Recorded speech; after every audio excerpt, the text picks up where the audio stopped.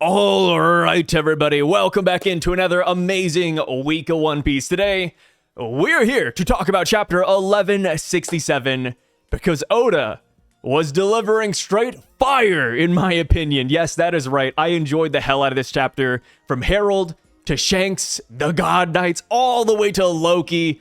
I thought it was firing from all freaking cylinders. So, before we get into it, I just want to say, Happy Thanksgiving. Hopefully it was great if you celebrated. Hopefully your turkeys were stuffed and your casserole was green. Yeah, I think that's what it is. So, cover page. We got another reader request by a guy named Ideal Sanji. Pretty funny name. He asked to see a cat being scolded for stealing a book, but Genzo and Nojiko are not mad. Instead, they're actually adoring this cat, which makes a lot of sense because this is supposed to be a callback to Nami's backstory about how she, as a cat burglar, stole a map encyclopedia book from the bookstore, and here we have a cat stealing a fish encyclopedia book from that same bookstore. So it's pretty cute. I do enjoy seeing older characters like this being brought back up in cover requests. I think it's kind of fun, because let's be real, when is the next time we're going to see a canon version of Nojiko and Genzo? The last time we saw them was actually during the Vegapunk broadcast, which wasn't that long ago. It was maybe 2 years ago, but here we go, Here's some more Genzo and Nojiko before the final war, if they participate in it, which, I don't know. Will they participate in the final war? I could see Genzo joining, maybe. Nojiko, not so much, right? Nojiko's not exactly a fighter, but, when I think about the final war and how it might engulf the entire world, like Whitebeard and Sengoku kind of implied, it's maybe they do hop in. Maybe, Nami's on the ground, and then, boom, Genzo and Nojiko show up and save Nami. That would be super cheesy, but let's be real, we are, in shonen territory with that one right there. So, on to the chapter. We are now 5 years past God Valley, and we get reactions from around the world.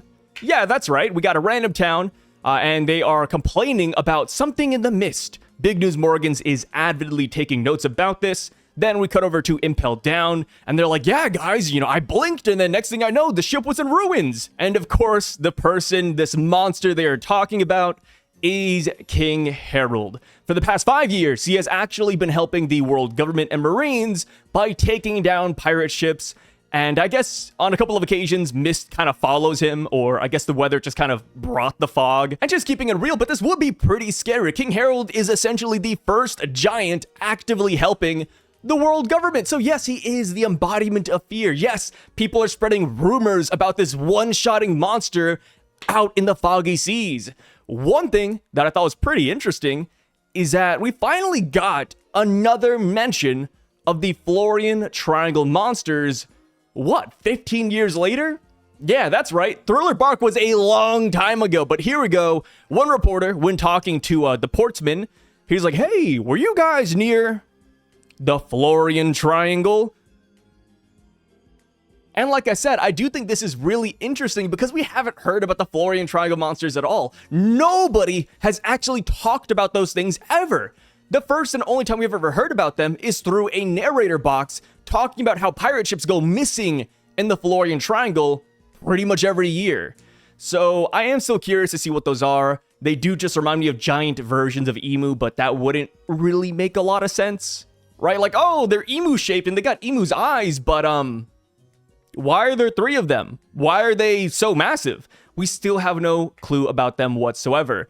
But I do think it is really interesting that the fisherman, or the portsman, whatever you want to call this guy, the ship's captain, he's like, no. Harald, this monster that I'm talking about, it's human-like. So that does infer that the Florian Triangle monsters are not human-like, which we kind of already had the assumption of, but I think this just further, reinforces that narrative, which I think is good. Even though it's pretty obvious that the Florian monsters aren't human-like, I think it needs to be said because it's just been so long.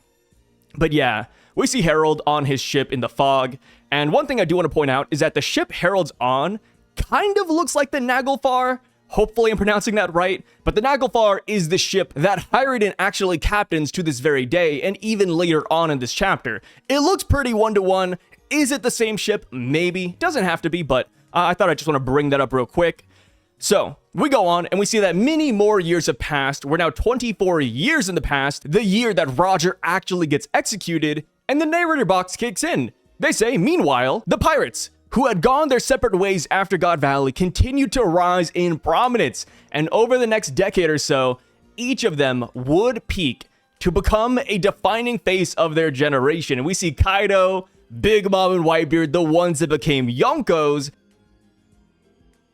And then we see two more pirates, and the narrator says, and then most of these pirates, though, they simply clashed over territory. And we got a snapshot of Shiki and Wang Ji.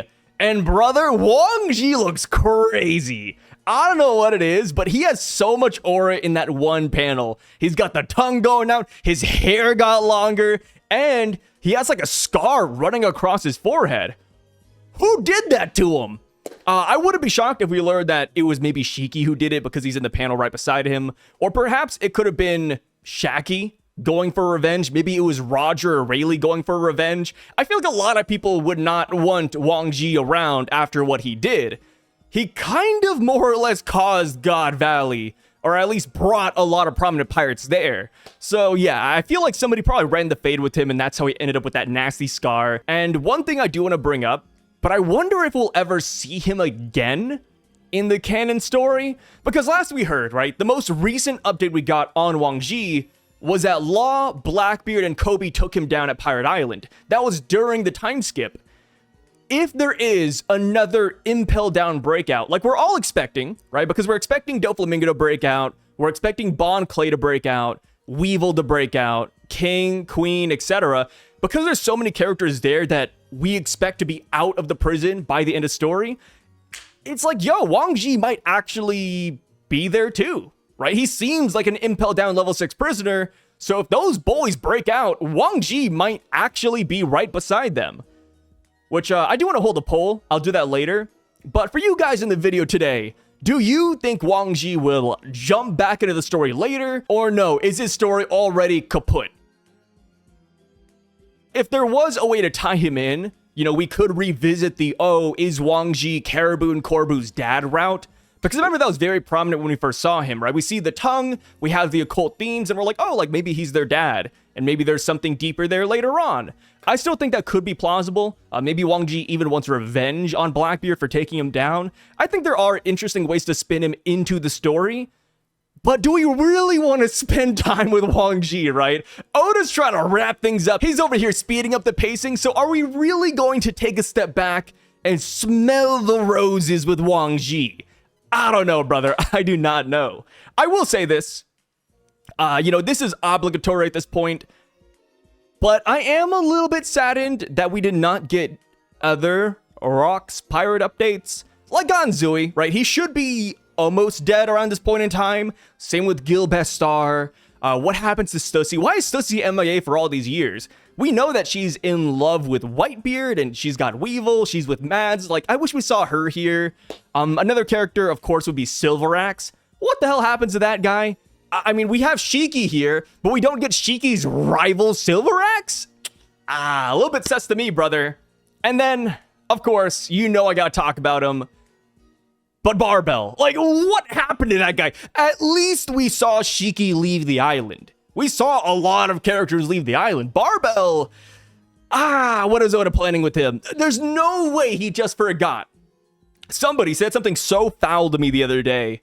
They said, Sai, don't forget, but on Egghead Island, Recycle Curd, the robot dog that Vegapunk made, it got a panel introducing itself via narrator, and we only saw him eating trash, and that was it. And it's like, damn it, dude, don't compare Barbell to the Recycle Curd. Come on. What are we doing here, y'all? I hope it's not like that. Please, please, please. So we see the Roger Pirates, and they have successfully circumnavigated the world. We're kind of getting like the post-mortem update on him, because they're like, yeah, he became Pirate King, but also shortly afterwards, they executed him, and that sent pirates willy-nilly. Pirates all around the world wanted to go find his treasure. And because of that, Navy headquarters found themselves off guard. So they decided to recruit 10 giants via the draft. And of course, we have King Harald to thank for them as well. And now here we are. During that same year, King Harald has officially been given permission to visit the Holy Land. throughout these past 14 years of the flashback, King Harald has been waiting on the Navy hand and foot like a good soldier. And I will say this, so far, even by the end of this chapter, King Harald hasn't really done anything to betray Elbaph or his promise. I feel like he's been doing some pretty good stuff. Like, he's not going around causing O'Haras or, participating in God Valley battles. He's kind of just been fighting pirates, and I'd say he's kind of doing the world a favor. Of course, there are good pirates out there, but let's be real. Some of these pirates who are not Luffy, Shanks, or Whitebeard, they're kind of nasty fellows. So King Harald is actually doing the Lord's work out there. We see that he has finally made it to the meeting room, the Marie's Raw couch room, and the Gorosei are saying, hey, King Harald, it's time for you to get the Shallow Sea contract. Consider yourself the right hand of the God Knights, God's Steel. I'm glad Oda decided to bring that title back up and explain it a little bit, because God's Steel, we heard about this back during God Valley. When Gunko was introduced, she was known as God's Steel. But we finally now know that this is a entry-level God Knight, so to speak. So yes, we learn about the Abyss Circle and the contracts and how there's 3 levels to the pact. We have the first level, level 1, which is the Shallow Sea contract, and it's a minor pact. Next up, we have the Deep Sea level, and then TCB translates level 3 as the Deep Sea contract, which, kind of redundant. I saw other translations and they described it as the Sea Floor contract or Abyssal contract. I like that a lot more, just to draw the distinction, because Deep Sea and Deep Sea, that just sounds a little weird. So yes, level 3 and 2 are reserved to those who are bound fully to the true God. Only 13 individuals at this point in time have that privilege. Personally, I think that number is a little bit low for current day standards, because we know that more people have joined the ranks of the God Knights. And to back up this notion of mine, we do have these silhouettes that Dragon gave us in the anime and in the manga, and we can actually make out 9 individuals. So 9 plus the 5 Gorosei, that's 14 right there. And if there's more on the side, potentially even more. So yes, this number, while 13 sounds big right now, it's probably very different current day. The 13, though, in this flashback, I'm assuming is just the 5 Gorosei, and then the 8 God Knights we saw at God Valley, which would be the ones who were in that panel where Garland was assembling them like the damn Avengers. We also saw a couple of other people during God Valley who got some weird screen time. For example, that guy with the purple hair in the bowl cut. We then had the guy in a mask, and people were like, oh, are they God Knights? Well, I don't think so. I think at that point in time, they might have just been considered God's Steel, just like Gunko. So current day, they could be God Knights, but back in the day, they were probably just level 1 goons. So King Harald is like, wait, God? What do you mean by God? And then that is when Nasujiro says, hey, you will come to know the greatest depths of this world on the day you become a full Knight of God. And it's like, damn, they were willing to divulge all the info to King Harald, huh? All he has to do is get one more promotion. Harald says, wait, at that point, could Elbaph then become an ally with the world government, a member? And Saturn says, naturally, Harald. At that point, the entire world would be clamoring to welcome you. And Harald is happy, dude. He's smiling from ear to ear. He says, I'm grateful for this opportunity to prove myself.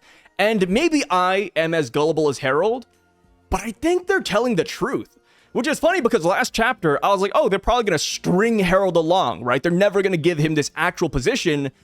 But here, it doesn't look like they're lying. Like, they actually like Harald, and they're actually willing to let Elbaph become a part of the WG. The downside is that in 1 year, Harald blunders and he dies. So something's going to happen that might be pretty foul soon, and it might not be what the world government really expected. Like, they weren't joking when they said that Harald blundered. It must have really caught them on the left foot. So one thing I do want to bring up is that when it comes to all these contracts, we don't know what powers these contracts bestow upon their users. Like Harald right here, he has a pact with the sea god. what does that give him? Does he get a transformation? Does he get regeneration? Does he have like 10% more power? We don't really know. Is he able to make an Abyss Circle at the very least? I think so, because we do have to explain the Abyss Circle that exists within Elbaph. I think at the bare minimum, he can probably do that. And then I feel like regeneration and all the other abilities, that's tier 2 and tier 3 level stuff. And another thing we have to keep in mind is that I do not think anti-aging powers is a part of the rankings, but I'm really hesitant to say that. I just wish we knew who had what ranking of a mark. Like the Gorosei. We could say that deep sea contracts give you immortality, and that's why the Gorosei do not age. I'm cool with that. But the qualm I have with that mindset is Gunko's existence. Gunko during God Valley was God's steel. And then even before that, we saw Gunko in the flower room with Imu, and throughout that portion, to God Valley, to current day, Gunko has not aged. Whereas Garling and Sommers, people who were God Knights at God Valley and had at least the deep sea contract, they have been aging. So there is like a disconnect there when it comes to the immortality at least. Perhaps Gunko's contract is different, but that is still yet to be seen. So now, time to talk about the names of these contracts, because brother, Oda has finally made the connection. Imu. I'm sure when you guys first heard this name, you saw this as well. But you take Imu in English, and then you flip it, you get Umi, which in Japanese, that means sea. Dude, here we go. Sea contracts, Imu, Umi, it's all coming together. Of course, another great example of Imu meaning sea would be the whole thing about how the waters are rising and Imu is causing that. There have been connections in the past, but I think this is the most direct one that Oda has given us so far. So, Imu, are they actually the sea god? A sea man, so to say? I don't think so. I want to put a pin in that, and I think that is a very fine idea. It looks like that is what Oda's going towards. But personally, I wouldn't be shocked if Imu ends up being the moon god, right? Because on one hand, we have sun god Nika, the liberator. What would be the opposite of that? What would be the sun's greatest rival in fiction? It would be the moon. So Imu being the moon god and the moon having control over the tides and waters, I think that could be a really nice connection right there. But that's just me, right? Moon god, sea god, one of them has to be Imu at this point. So yeah, the whole sea thing, man, I think is perfect. And now, like I said, all I really want to see is what powers these contracts actually give to their users. And I think that is important because we have Shanks, who we've seen this mark with before, right? At the beginning of this flashback, 14 years in the past, the day King Harald died, Shanks was in Elbaph and he had this mark on his left arm. The same arm, mind you, that got eaten by the Sea King when he saved Luffy. So Shanks willingly gave up his Mark of the Abyss. What powers does this have? Because I don't think it gives regeneration yet. Because if Shanks had regeneration back during the East Blue incident, I feel like his arm would have came back. Oh yeah, and one more thing I did want to bring up because I kind of forgot to do this during the video. But now that we know that Imu is supposed to be Umi, or at least there's a connection there with the sea, I do think the theory that what we saw in the Florian Triangle, those giant monsters, it could possibly be Umibozu. And Umibozu is a Japanese yokai that is essentially a demonic manifestation of water itself. Going on with the chapter, we go down and we see a middle-aged Saint Garling. And not just that, but we finally see where the God Knights have been holed up.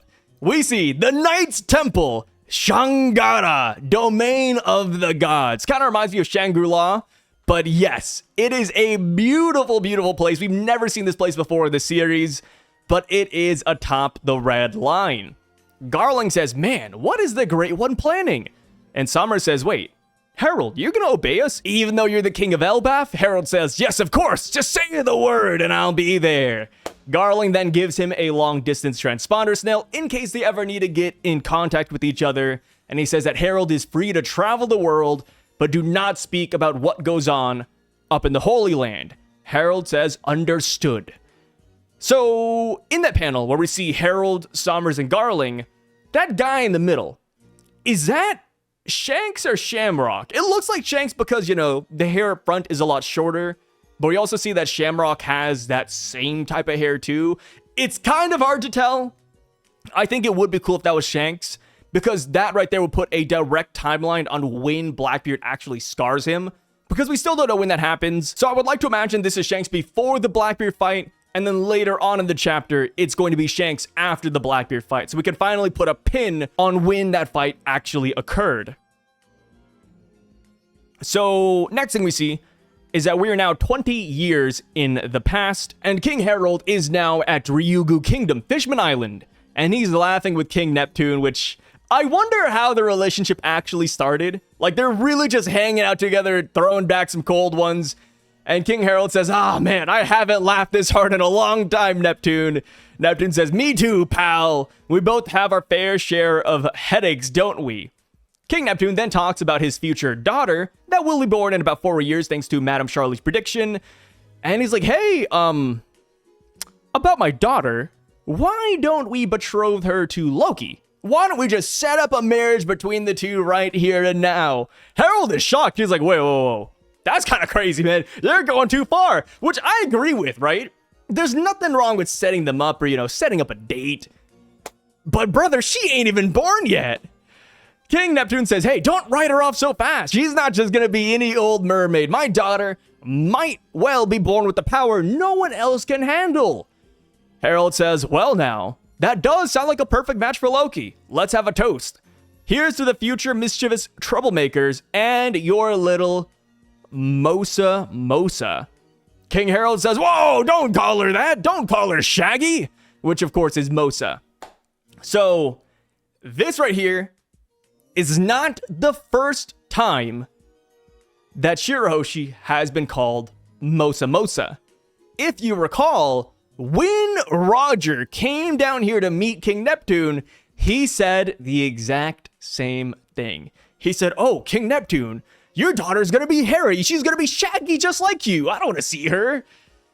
And that right there is where the Shirahoshi is Mosa theories started. And here we are. Oda again brings this up. He is reinforcing this idea.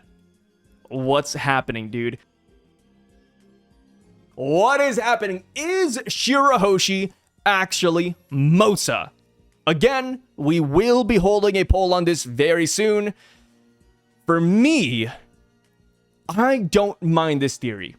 You know, bring it back to a couple, weeks or months ago. I wasn't the biggest fan, but I've kind of softened up on it now that we're here, now that we're getting it reiterated again. But for me, I do have a good amount of hangups. A lot of things that, for me, just do not make sense yet. 1. Did Shirahoshi actually have a pen pal that was Loki and she never told the Straw Hats or never told her father? Like, for me, that's the weirdest thing. Like, when Luffy showed up at the Hardshell Tower, Shirahoshi made it sound like she had no one to talk to except for Megalo, her shark. So it's like, yo, like, if she talked to Loki the entire time, she would not have worded her situation like this at all. She'd be like, oh yeah, I talked to Megalo and this guy named Loki, right? Like, that makes sense. But she never mentioned Loki at all. And going back to their conversation, it seems like Loki and Mosa, they're like this. They've been talking for a hot minute ever since Loki got locked up in the underworld. So that's been at least 6 years. And then how would Loki even have a snail that connects him to Shirahoshi? One solution would be the long distance transponder snail that Garling mentions in this chapter, right? He says, hey, we will keep these transponder snails on ourselves in case we ever need to talk. Maybe that is how Shirahoshi and Loki talk to each other. They're using long distance transponder snails. The problem with that is that when the transponder snail that Loki has was introduced, it got like a whole ass, text box around it. It was a snow resistant transponder snail, not a long distance one. And it's like, okay, can it be long distance and a snow resistant transponder snail? Maybe, but it never listed it like that. I don't know. There's just a couple of things that's really strange to me right now. And then, of course, like, Harald did not leave that transponder snail here in the first place. And then another thing we do have to clear up is what event is happening that's making Loki say, oh, is that thing happening again? And then, you know, Mosa or Shirahoshi's like, oh, yeah, it's, I gotta go, Loki. Like, I feel like that's not how Shirahoshi would talk. And then the thing that's happening again, what would that even be? Vanderdecken is in prison. So what's up? Is it a celestial dragon coming to kidnap her? Shouldn't be the case because she's currently back at Fishman Island. And, you know, the whole island is with her right now. Like, her dad's with her, her brothers are with her. So I don't think that's the case. It could be Blackbeard attacking, but that wouldn't be an event happening again. So there's just a lot of hangups I still have with the Shirahoshi theory. I can see Oda making it plausible, and I can see that he's obviously teasing it, but I feel like it's going to be a fake out. That's me right now. Like I said, future details could change that. I have warmed up to the theory, but I'm not exactly in the end zone yet. But I would like to pass the question on to you guys. How do you feel about the Shirahoshi as Mosa theories? How would you, you know, fix all of the problems I have with it? How do you think Oda will tackle it? I would love to hear all those thoughts down below. Also, going off on the whole Loki Shirahoshi meeting, even if she's not Mosa, I do think Loki will meet up with her in the near future, simply because of their importance to the story. Shirahoshi is the reincarnation of the mermaid princess. She is born with Poseidon powers. I do not think Loki is too far from that vein either, and that's mainly because of his eyes. I bet back during the Void Century, Loki's eyes were actually meaningful. They had some sort of power or sovereignty to them. So again, even if Shirahoshi isn't Mosa, I do think that they will meet pretty soon, and maybe they do hit it off. So we go on over, and we're still 20 years into the past, and we see that Saul has finally arrived in Elbaph, and King Harald says, hey, Saul, please build a school here. Saul enjoys this idea, and what's really cool about this scene is that we actually see Ripley in the background, and it seems like she's actually carrying Skopper Gaban with her. It's either that, or she really just has her hand up, and Oda decided to draw scribble lines there. So because it's such a small detail, I do just like to assume it is Skopper, and this is well after Roger passed away, so it would make sense that this is Skopper, and plus, we do know that Colin is around 20 years old, so the time frame of Skopper's appearance here actually makes a lot of sense. So, we go on, and we are now 15 years in the past, and we see that Fisher Tiger has broken out of his cell, and he's running amok. We see Shanks posed up. Well, I want to put an asterisk on Shanks because people are saying this could be Shamrock. I think it's Shanks. I feel like that makes the most sense. But either way, a Figarland is standing in Fisher Tiger's way. Fisher Tiger says, damn it, is that a God Knight? And we see this mysterious figure raise his blade, but that is when the heroic Fisher Tiger beats him down. And we see that this mysterious figure says, listen, the armory will be left unlocked for you. And not just that, but I'll tell you the location of it. Pretty fascinating stuff. So we see that Shanks, I'm just going to call him Shanks. Shanks has assisted Fisher Tiger in this incident. And it's pretty awesome. Another thing, by the way, to point out that this is Shanks would be that when Fisher Tiger goes in for a punch, we actually see that he grabs onto a bandage. And later on in the chapter, we see that Shanks has a bandage over his left eye, because that should be where Blackbeard scars him. So, yeah, I'm gonna say this is just Shanks, you know? I've seen people having, like, crazy conspiracy theories, and I think that's fine, but I feel like it's just easier to say that this is Shanks. One thing really cool is that in that framing where Shanks is standing and Fisher Tiger is running, you actually see the moon in the background. And the moon, I feel like in One Piece, has a lot of pretty good connotations behind it, or it at least shows up in a lot of similar situations where somebody's being liberated. A great example would be when Luffy unlocks Gear 5th. We see Luffy starts dancing, and then the moon is right behind him. Another one would be Jaya when he gets revenge for the Monkey Brothers and Cricket. There's a lot of moon panels in One Piece, and it usually happens whenever key moments like this happens. So yeah, Shanks helping Fisher Tiger liberate everybody, having the moon in the background, I think just makes a lot of thematic sense. We see that among the chaos, we got the Hancock sisters as well as Koala making an escape. which we already knew all about all of this, so that was solid. And we hear that this was all thanks to Fisher Tiger, who would later become captain of the Sun Pirates. One thing I'm curious about is where were the God Knights during all of this? I feel like they just didn't care, because none of them were said to have gone and tried to stop him. They were just like, yeah, you know, that must have been a pretty rough day. And then we have St. Somers who says, yep, you know, apparently somebody within the government must have helped them because they left the armory open. Now, all we have to do is find the culprit. And somebody says, I can't wait to execute whoever that was. Garling then walks up to King Harald, and like a proud dad, he says, hey, Harald, there's someone I want to introduce you to. This is my son, and his name is Shanks, which I just put two and two together. I'm so sorry. You know, I read this chapter like 2-3 times, and then I make these videos.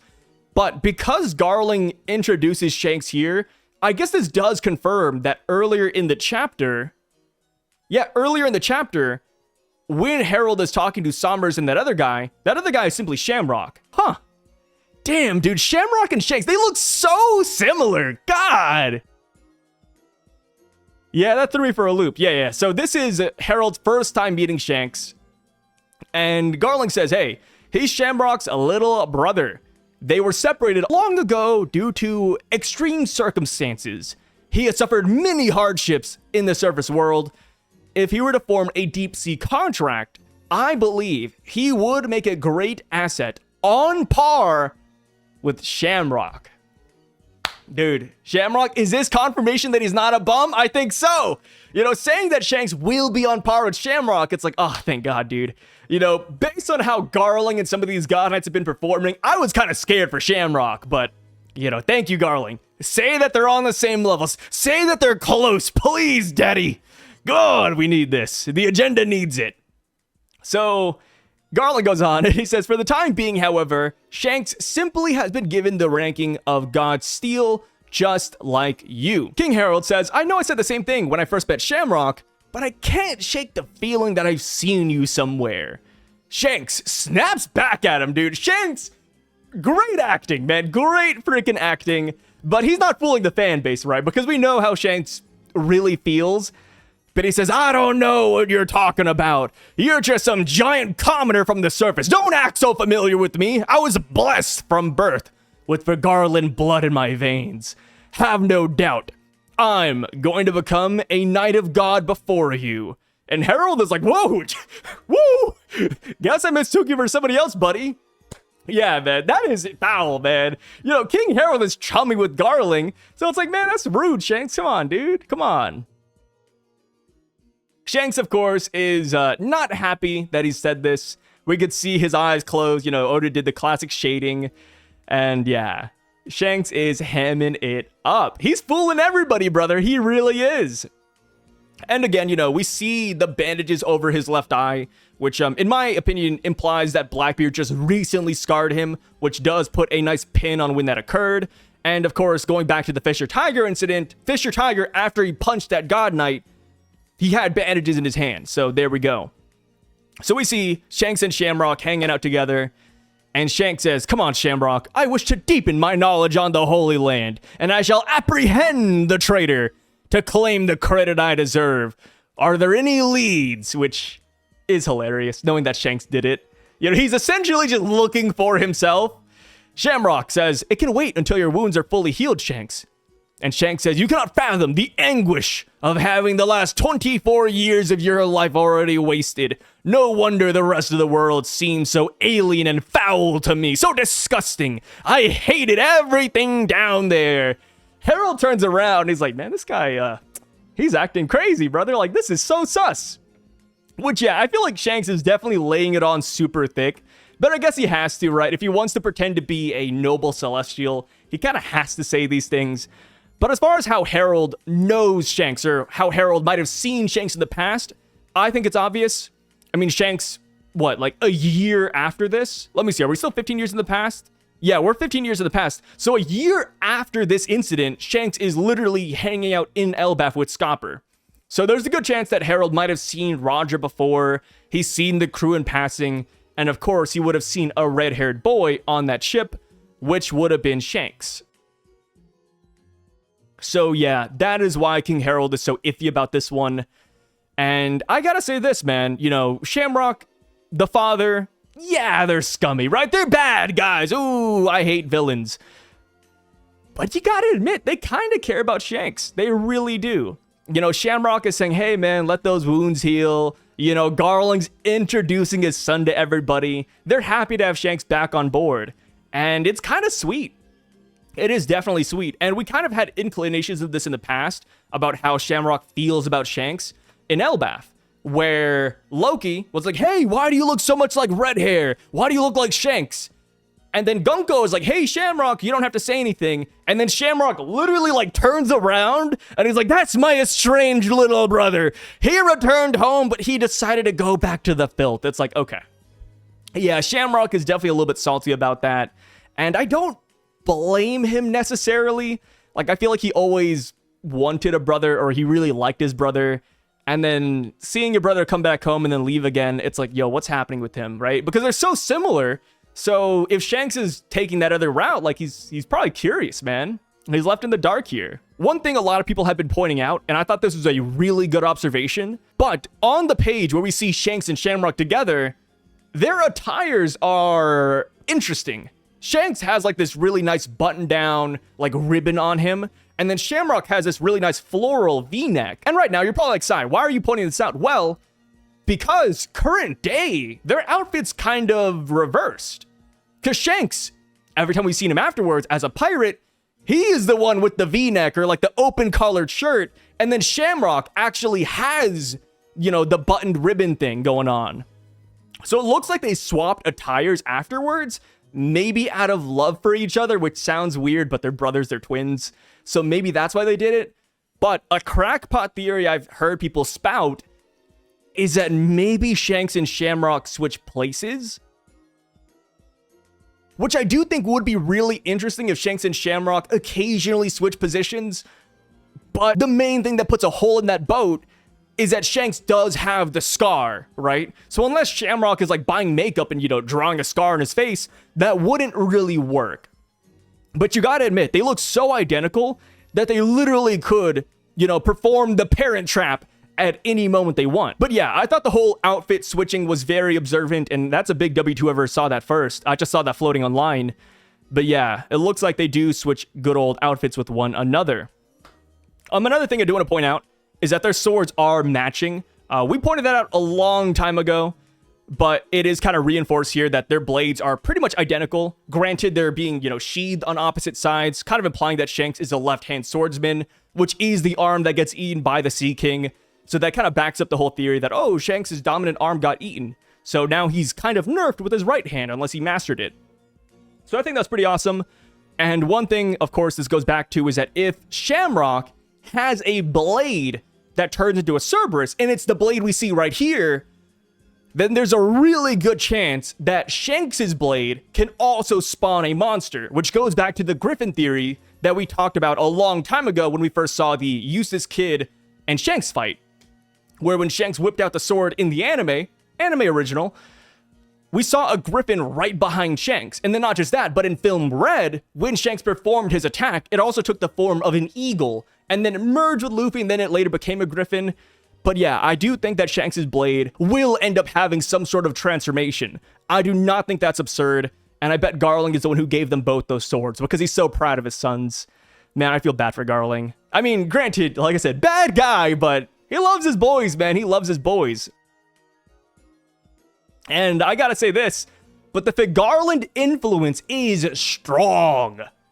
Because they led Shanks back into the homeland after sailing with the Pirate King for 24 years.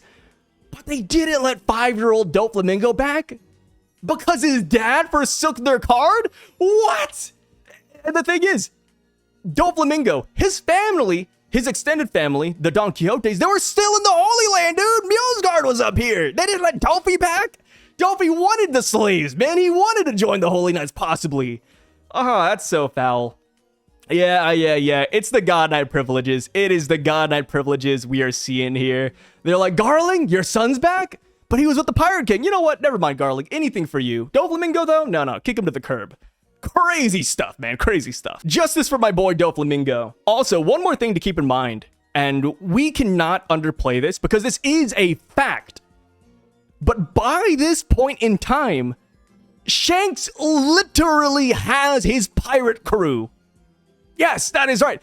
I believe we have an exact date on it, but Shanks recruited Yasopp 20 to 22 years ago, and as of this scene, we are 15 years in the past. So Shanks has been an actual solo dolo pirate with the crew. I say solo dolo, like aside from Roger. But he's been with the Red Hair crew for at least 7 years. And it's like, brother, what do you mean, Shanks? How does he get away with this? That's crazy. Where does his crew go while he's up in the Holy Land? Like, what's up with that? Like, are they just hanging off on the side? Like, oh, you know, Shanks is visiting his brother and his dad. Hey, Yasopp, Ben Beckman, let's go hit the bar for a little bit. Like, is that what happens? I don't know. So as far as Shanks, like, wanting to deepen his knowledge of the Holy Land, I think he's definitely just trying to gain intel. And I feel like that's what everybody's kind of going back onto. And that makes sense, right? How are you going to beat God and the Holy Land if you know nothing about God and the Holy Land? Well, I mean, Shanks, here we go. He is deepening his knowledge of them. And I just wonder what his plan is now. Because we know that Shanks potentially never becomes a Knight of God because his seal gets eaten off by the Sea King. So he possibly stops right after Luffy eats the Gumu Gumu no Mi. And yeah, what was he going to do with this information? Was he going to attack at a later date?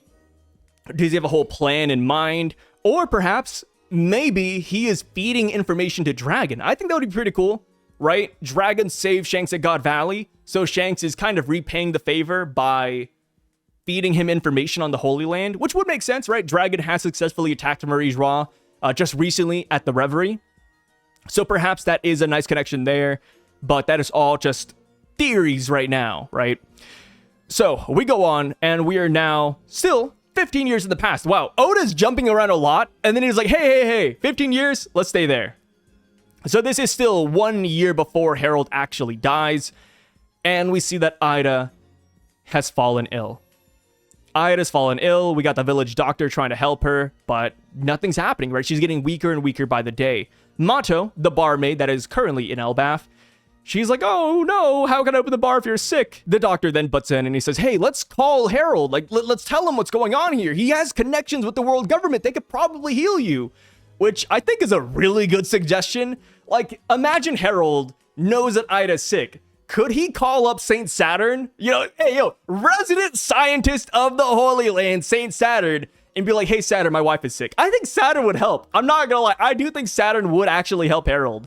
Like, hey, Harald, you owe me one, but sure, I'll heal Ida. And the thing is that even if Saturn doesn't do anything, Vegapunk is there, right? Vegapunk works for the world government. So I think Ida would have been in good hands if they did just reach out a little bit sooner. But Ida says, no, he's busy. He's got a lot on his plate. And then they go on and talk about how whenever Harald does come home, though, the thing he does is go straight to the elders of Elbaph. And he begs them to allow their marriage, which still hasn't happened. You know, Ida is not the official queen of Elbaph yet, which is so crazy. Dude, who are these elders? Will we ever meet them? I remember we got their silhouette at the beginning of this flashback, and that's pretty much it. I like to imagine that by the end of Elbaph, we'll see what they're actually all about. I don't think they're just throwaways, because if they were, we probably wouldn't get the second mention of them, but that's just me. So we see that Loki returns home. He's just killed a ox or bison, and he's like, hey, you foreigner. He's referring to Mato, which now lets us know where Mato's from. She's probably not from Elbaph, considering Loki called her a foreign hag. He says, hey, cook this up for Ida. The tavern's my main hangout spot. I want her to reopen it. I want her to get better. And it's sweet, man. Loki's looking after Ida in his own way. And as far as Harald goes, he actually left Elbaph to go find an actual doctor. I wonder if he'll actually find one, though. I do think it'd be awesome if he came back with a doctor we know. People have been mentioning like Dr. Hogback or Dr. Kareha or Crocus. And it's like, hey, those are all really good picks. I would love to see another character current day make a tie-in with this flashback. But yeah, Harald is gone. Ida's like, okay, everybody's blowing this out of proportion. I will be fine, guys. Come on. The doctor then butts in again, and he says, Mato, we got to get a hold of Harald. Like, somebody call him. Mato's like, all right, I'm going to call him right now. And we see Ida saying, man, my troublesome son. We may not be related by blood, but I see him the same way I do Hiruden. Loki is my cute son too. And then we cut over to Loki's POV, and it's so sad. We are now in Estrid's hometown, Alcohol Village. And the doctor, or the brewmaster of the village, is like, hey, Loki, you heard that right, boy. We hate Ida. She wants to become queen. We can't let that happen. Estrid is our one true queen. We can't let just anybody have a claim on that inheritance. So that is why I slipped her some poison. She's good as dead. And Loki says, wait, Ida's not really gonna die, is she? And then we cut over, we get a double page where Loki destroys the village, sets it on fire. And he's like, dude, I still remember the day I was born. My birth mother, she hated me. She threw me to the realm of the dead. Who gives a shit about the inheritance? Your whole family is nothing but trash, which I love that he says that, right? He distances himself from Estrid's family even. And then he says, now answer. Ida won't actually die, will she? Because she is the only mother I've ever known. End of the chapter. Bro, that is some sad stuff. Oh my god. Just seeing the developments of Loki and Ida's relationship is just so nice. Because in the beginning, Loki's like, oh, you're a gold-digging whore, huh? I bet you just want Harald's money, don't ya? And then we see Loki crying on the beach because Rox doesn't want him, because Loki's getting in fights. And then Ida's like, hey, Loki, you want some orange juice? And then Loki's like, no, stay away from me. But also, I do want that orange juice. Hand it over. It's so funny. And yeah, here we go. Ida is cooked. Well, I don't know. I mean, if they are calling King Harald, maybe he will get a cure for her, but I just feel like it's too late. And who's to say that Harald even picks up the phone? Like, what if they call Harald and he's out there helping the Holy Knights or something, and he just doesn't make it in time? I just got red flags on this, man. I mean, to be fair, I think a lot of people kind of assumed Ida would die anyways, so this is just kind of backing that up. But yeah, that is it for today, guys. Let me know what you thought about this chapter down below. I really loved it. Like I said, start to finish, I thought it was absolutely fire. And Oda has kept it up. You know, I was wondering, like, after God Valley, would he slow down the momentum? Would it be another Valley situation? But no. Oda is making this peak still. Personally, I do enjoy this than some of the God Valley chapters even. I love seeing Shanks in the Holy Land. I love seeing Harald and learning more about the God Knights, getting more context on the Fisher Tiger situation. I think there's a lot of good stuff here. But that's just me. Let me know what you guys think about this chapter down below. I would love to hear all your theories and opinions. And of course, we will be back in the next couple of days for a post-game breakdown video where we read through the comment section. So if you want your comment read, make sure to drop it down there. But yeah, I'll catch you guys later. Thanks for watching all the way to the end. I really appreciate it. Signing out, brother.